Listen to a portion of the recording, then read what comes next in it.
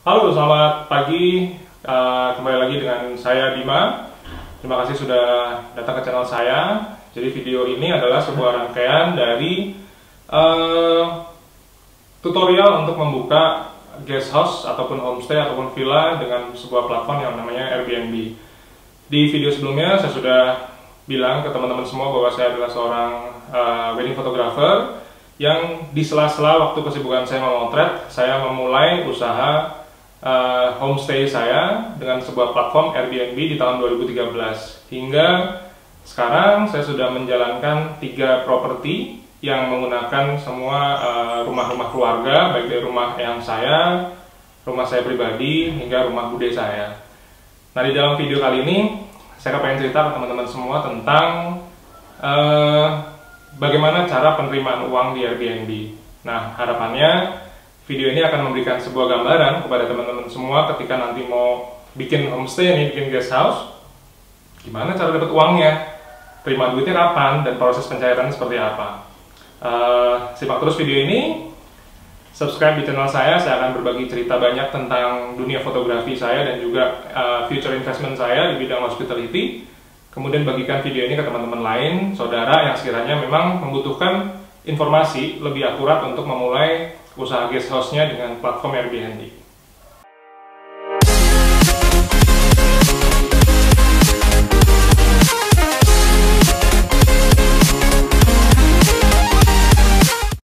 Jadi beberapa waktu lalu ada sebuah instansi yang mengundang saya memang secara khusus untuk menceritakan tentang pengalaman saya membuka guest house. Jadi waktu itu audiensnya adalah para calon pensiunan dari perbankan. Jadi pensiunan itu biasanya sebelum mengakhiri masa kerjanya ada proses persiapan gitu. Jadi sekitar setahun mungkin kalau nggak salah, setahun sampai 2 tahun ada proses bimbingan sehingga ketika nanti para karyawan itu pensiun dia tidak kaget. Nah, di chapter saya itu mengulas tentang dunia hospitality atau guest house yang selama 7 tahun ini saya jalankan. Salah satu pertanyaan yang menarik adalah Bim, gimana caranya saya dapat pembayaran, intinya transfer uangnya bagaimana. Nah, Airbnb itu ada, kalau di bagian profile itu namanya transaction history. Itu teman-teman bisa lihat tuh yang sudah komplit, artinya sudah terbayar berapa, yang potensial income-nya berapa, artinya tamu sudah booking tapi uangnya belum masuk. Nah, di situ ada namanya payout preferences. Mudah-mudahan tepat ya. Jadi payout itu artinya bagaimana Airbnb akan membayar kita sebagai host. Ada beberapa alternatif. Jadi yang pertama adalah transfer antar bank. Jadi dari San Francisco, jadi Airbnb itu headquarters-nya di San Francisco, Amerika. Kemudian nanti transfer bank langsung masuk ke rekening teman-teman semua. Kebetulan saya menggunakan BCA dan Mandiri. Tapi sih rasanya hampir semua bank di Indonesia bisa ya untuk sebagai media transfer pembayaran. Nah, di 3 guest house yang saya lakukan, saya sempat mencoba dengan 2 sistem pembayaran dan alhamdulillah semuanya berjalan dengan lancar. Yang satu menggunakan PayPal, ini yang saya masih lakukan sampai sekarang. Yang lain di 1 guest house saya, yang 2 menggunakan PayPal, langsung ke PayPal saya, yang 1 menggunakan transfer antar bank. Nah, ada beberapa hal yang bisa saya ceritakan dengan 2 sistem ini. Yang paling gampang sih karena kita di Indonesia, maka langsung transfer antar bank. Ini sebenarnya sangat mudah. Jadi teman-teman tinggal mendaftarkan bank apa, misalnya saya di BCA, nanti BCA nomor rekeningnya siapa, diisi nomor rekening teman-teman semua, terus namanya siapa.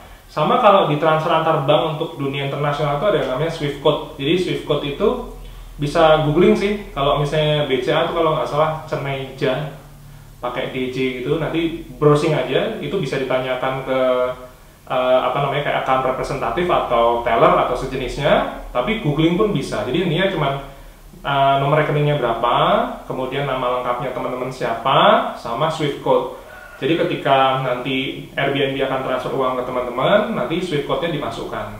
Nah, itu akan terekam secara otomatis, jadi begitu sudah masukkan ada data tadi, di save, nanti akan langsung uangnya, artinya metode pembayaran yang dipilih teman-teman disetujui Airbnb, nanti langsung transfer antar rekening. Nah, di satu sisi saya pribadi memiliki akun PayPal. Jadi buat teman-teman yang belum tahu PayPal, ini adalah semacam bank dunia maya yang menurut saya sangat fair.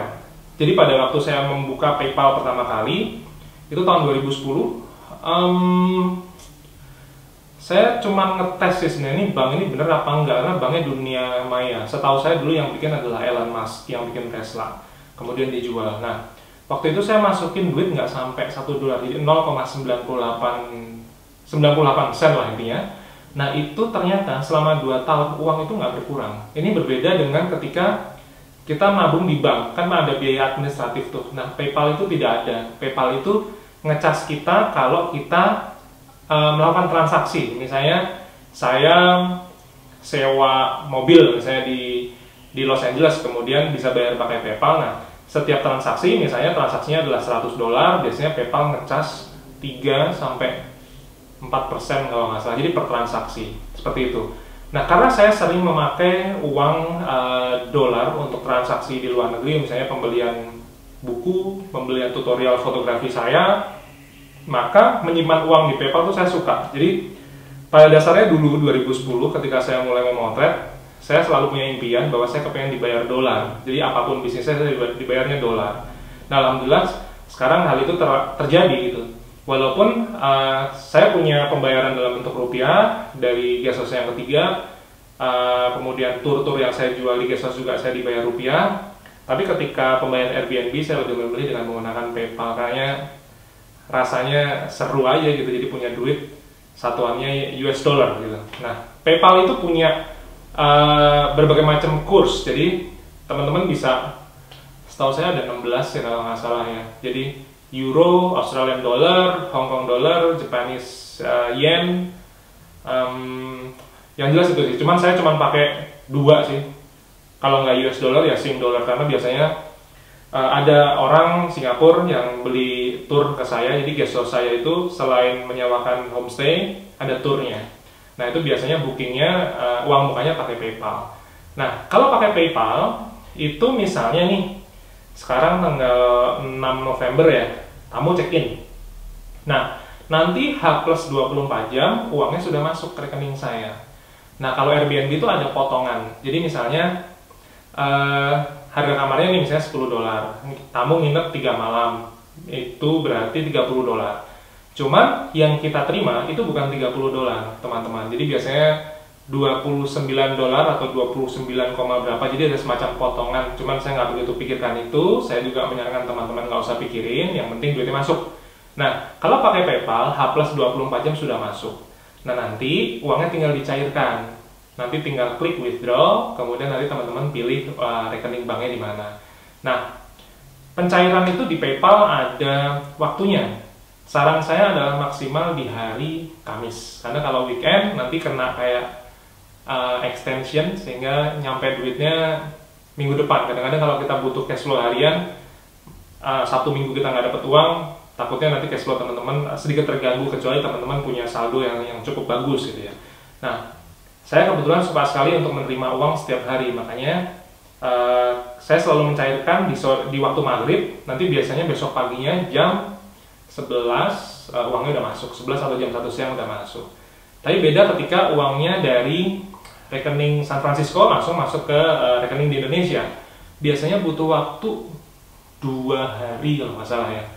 Tapi so far so good ya, artinya mereka Airbnb punya rate sendiri, jadi nggak usah terus, oh ini di Mandiri harusnya rate-nya $1 14.000, ini kenapa cuma 13.700?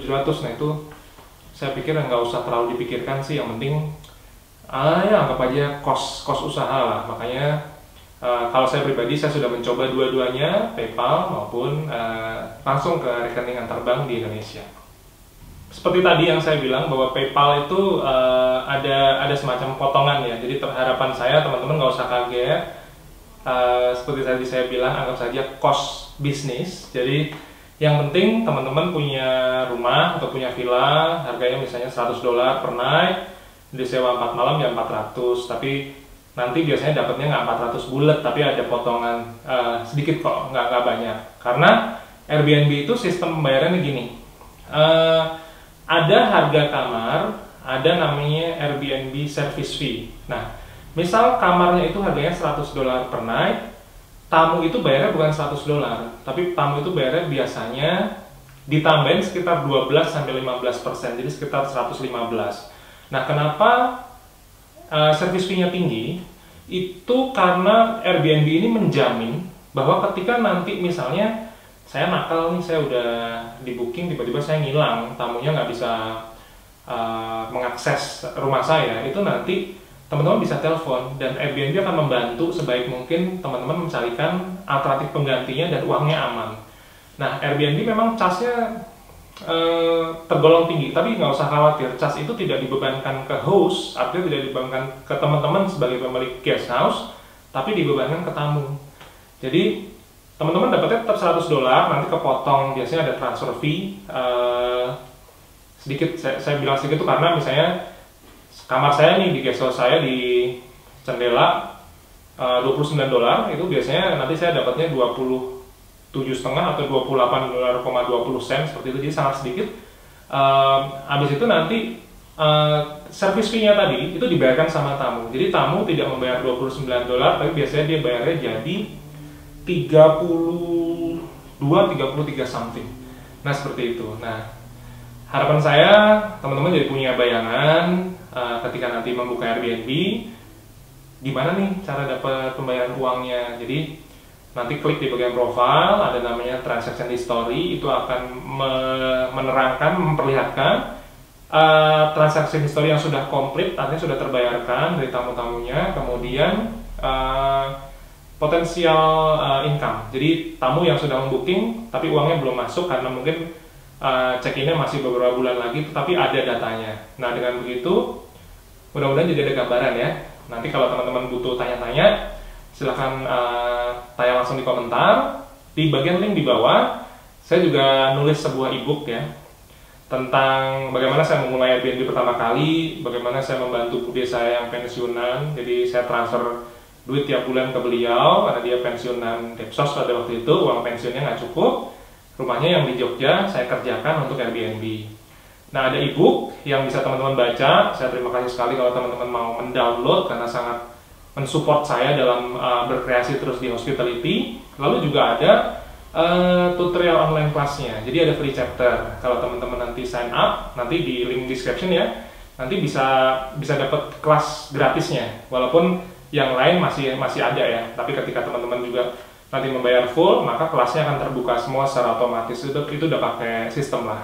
Nah, terima kasih sudah menonton. Mudah-mudahan ini bermanfaat informasinya. Silahkan mencoba ya, membuka guest house atau homestay pertama kali dengan platform Airbnb. Sangat mudah, sangat praktis, dan yang jelas menyenangkan. Klik like di video ini biar makin memberikan manfaat, dan share ke teman-teman lain atau saudara yang sekiranya membutuhkan, dan juga terima kasih buat subscribe-nya. Saya Bima Aditya, sampai ketemu lain waktu. See you.